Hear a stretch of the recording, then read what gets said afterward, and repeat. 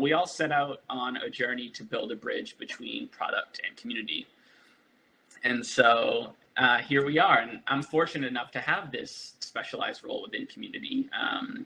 After years of being more of a generalist, being a young community professional, gaining the skills to be a CM, I was building trust with the community and wearing a ton of hats.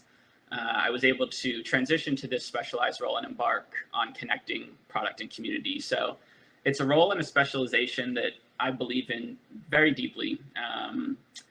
I think it'll be massively important in the community industry moving forward. And so I feel really fortunate and blessed to be on kind of the cutting edge and kind of blazing a trail in this space and hoping to, educate you all and share what I've learned. So I want to take you on that journey with me and on what I've been able to do, so you can then build your own bridge between product and community. And so, side note, I really like bridges. I don't know much about kind of their engineering or their architecture or how they work, but since I was a little kid, they've always fascinated me, and I am so drawn to them, and I feel like they're such an achievement of of humankind. So I think it's really cool to be able to tie this into my presentation. And so I'll be just spicing up my slides. I'll be showing some pictures of bridges throughout. So that's what the theme is here today.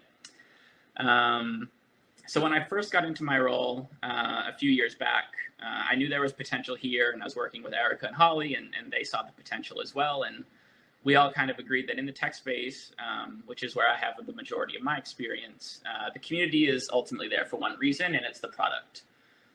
They wouldn't be there otherwise. Yes, I know all the community members, especially at Salesforce, they love the swag, the camaraderie, the togetherness, the gifts, the forums, and I'll always do my best to be a CM in those spaces as well.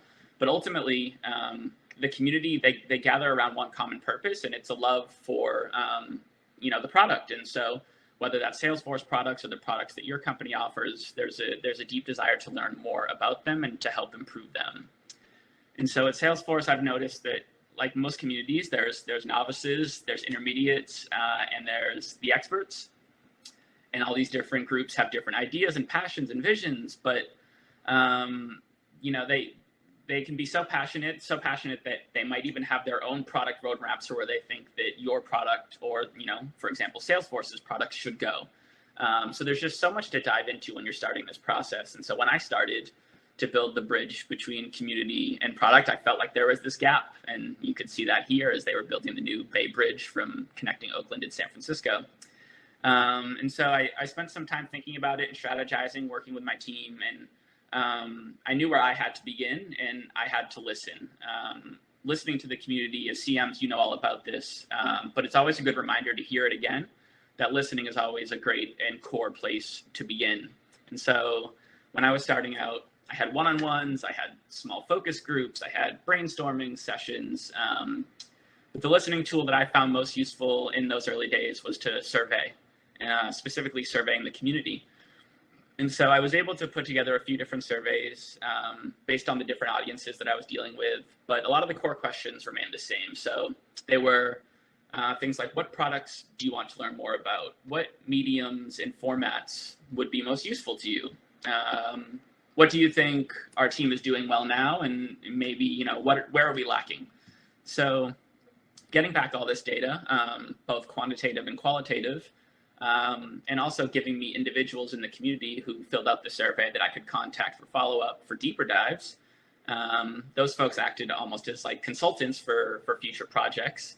And one of the best parts is that the work that I would be doing would be benefiting these individuals who filled out this survey. And so I was able to connect with them along the way to get kind of a deeper dive into, how they answered the survey and what they were looking for. And so while I'm going through the exercise and engaging this community, I also knew how important it was for me to connect with and network with our product executives and our product managers. And so there's definitely a lot of time and effort that needs to go into building these relationships, but I would recommend to you all, and from my own experience, it paid off big time. So I was able to find some channels to reach out to product executives, to share my vision, and to kind of network internally to find the product managers for the products and features that were core to Salesforce's product portfolio.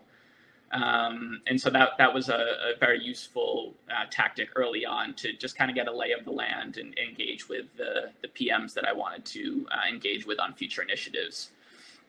And so finally here, as I approached bridge building and some of the things that I did, and I'm going to come back to this later, is sales, and it's sell, sell, sell.